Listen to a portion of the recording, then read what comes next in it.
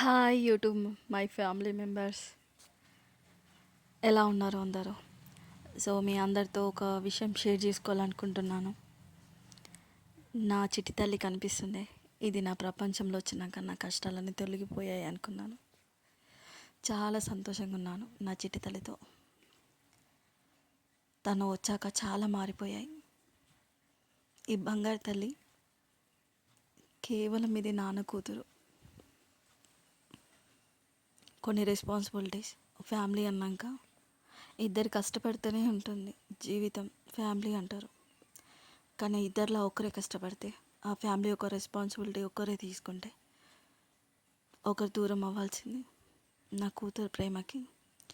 కానీ నాకు ఒక విషయంలో చాలా సంతోషం. తన తండ్రితో తను చాలా అంటే చాలా ప్రేమగా ఉంటుంది. తల్లి ప్రేమ లేకున్నా పర్లేదు, పిల్లలకి తండ్రి ప్రేమ ఉండాలి. నా వేరియేషన్లో అందరూ అనుకుంటారు తండ్రి లేకున్నా తల్లి ఉంటే బ్రతుకుతుంది అని. నేనే చిన్నప్పటి నుంచి నాన్న లేకుండా పెరిగాను. నా పరిస్థితి నా బిడ్డకు రావద్దని అనుకున్నాను.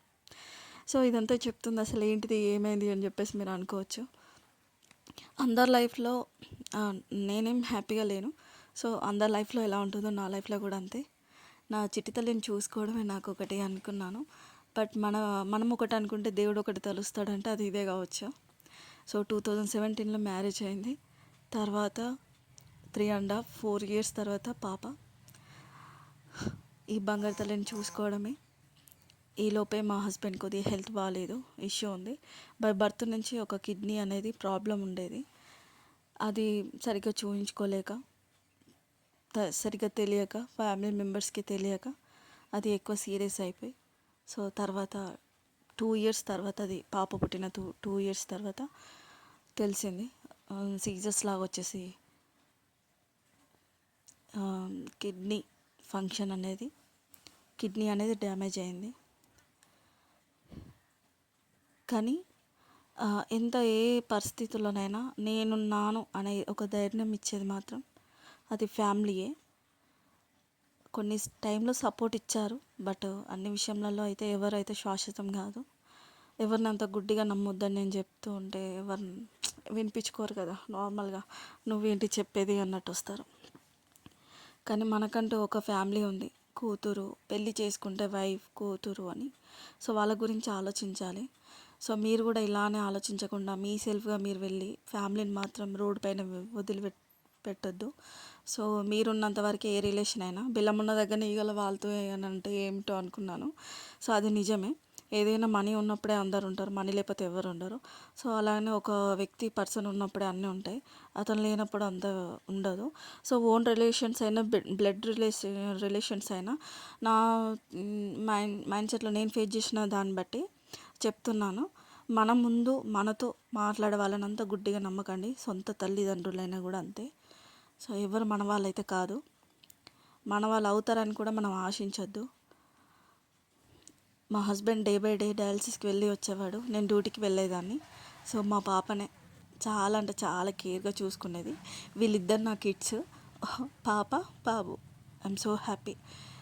అంటే బాగాలేదు కదా అని చెప్పేసి మనం వదిలేసుకోలేం కదా. నాకు ఒక పాప బాబు అని చెప్పేసి నేను అనుకున్నాను. ఇలానే లైఫ్ లాంగ్ తనను మంచిగా ఉంచితే చాలు, ఇదే చాలు నా లైఫ్కి అని చెప్పేసి అనుకున్నాను.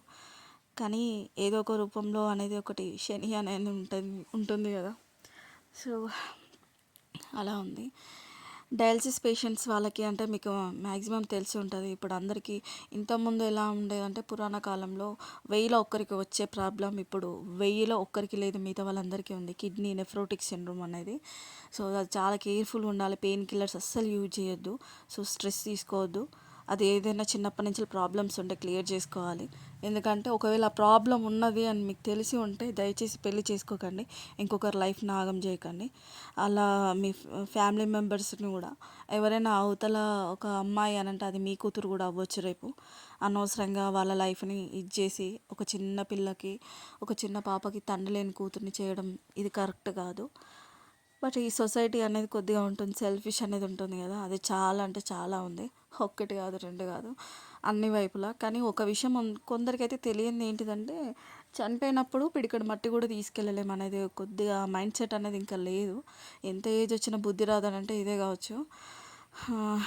ఇంకా ఇంకా 40-50 ఇయర్స్ ఉన్న వాళ్ళు కూడా యంగ్ 20 ఇయర్స్ పీపుల్ లాగా బిహేవ్ చేసి ఛాన్స్ ఉన్నా కూడా బ్రతికించే అవకాశం ఉన్నా కూడా చేయలేని కొంతమంది వ్యక్తులు ఉంటారు. నేనైతే స్వయంగా ఒక తల్లి రూపంలో ఒక ఆమెనైతే నేను చూశాను. మా హస్బెండ్ వాళ్ళ మదరే. కిడ్నీ ఇస్తా ఇస్తా అని చెప్పేసి తను ఇవ్వలేదు. 4.5 ఇయర్స్ వరకు చాలా వెయిట్ చేసాం. బయట కూడా ట్రై చేసాం, జీవన్‌దాన్ ట్రై చేసాం. బట్ ఫ్యామిలీ ప్రాబ్లమ్స్ వల్ల సపోర్ట్ లేక చాలా అంటే చాలా నరకం. మేము చాలా అంటే చాలా సఫర్ అయ్యాము. ఇలాంటి పరిస్థితి ఎవ్వరికి రావద్దు. సో ఎప్పుడైనా నాకు తెలుసు, ఎందుకంటే నేను కూడా ఒక స్టాఫ్ యాజ్ ఏ నర్స్ కాబట్టి. కాకపోతే నాకు ఎక్కువ మా హస్బెండ్ మా పాపను ఎక్కువ కలిపి వాళ్ళిద్దరినే ఈ ప్రపంచంలో వాళ్ళిద్దరే ఉండాలి అని అన్న విధంగా నేను చేశాను. ఎందుకంటే నాకు కూడా ఒక ఫాదర్ లేరు కాబట్టి. హాస్పిటల్ ఫస్ట్ ఈ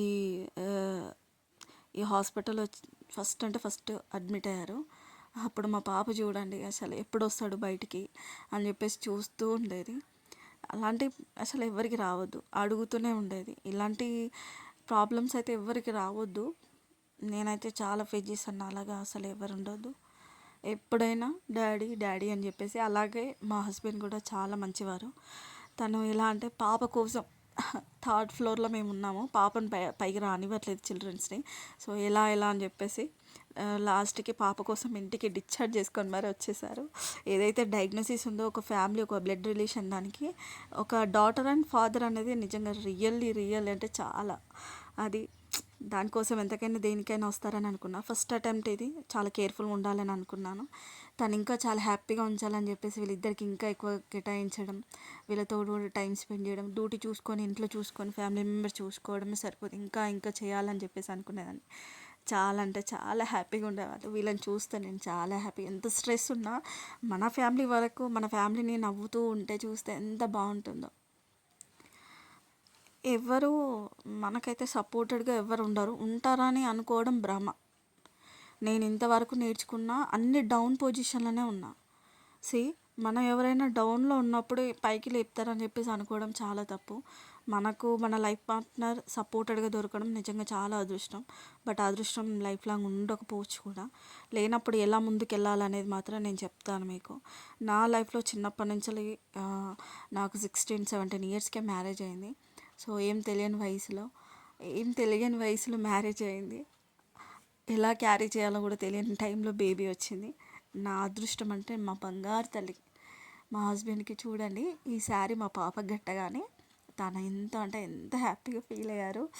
సో తనను చూస్తూ ఎంతైనా కూతుర్లో ఇంకో అమ్మ దొరికిందని అనుకుంటారుగా. నిజమైన అమ్మ దగ్గర ప్రేమ లేకపోయినా కన్న కూతురు దగ్గర అయితే ప్రేమ దొరికిందని నేను అనుకుంటున్నాను. అతను కూడా అదే చెప్పేవాడు. కాకపోతే ఎప్పుడు డబ్బే శాశ్వతం, డబ్బు కోసమే అంతా నడుస్తుంది అని చెప్పి చాలా బాధపడేవాడు. కొన్ని ఇప్పుడు చాలా రిచ్ మెంబర్స్, కొంతమంది స్వార్థపరులు వీళ్ళు ఉంటారు కదా. ఏం లేదు, ఎప్పుడైనా డబ్బే నడిపిస్తుంది అనుకుంటారు. కొన్ని డిజీజ్ అనేది, కొన్ని రోగాలు అనేది ఎంత డబ్బు పెట్టినా కూడా నయం చేయలేని రోగాలు కూడా ఉన్నాయి. ఇప్పుడు ఒకరికి వచ్చిందని చెప్పేసి నువ్వు నవ్వుతూ ఎగతాళి చేస్తూ ఉన్నావు కదా, అదే పరిస్థితి అంతకంటే ఇంకా ఘోరమైన పరిస్థితి నీకు వస్తుంది. చాలా అంటే చాలా కేర్ఫుల్గా ఉండాలి.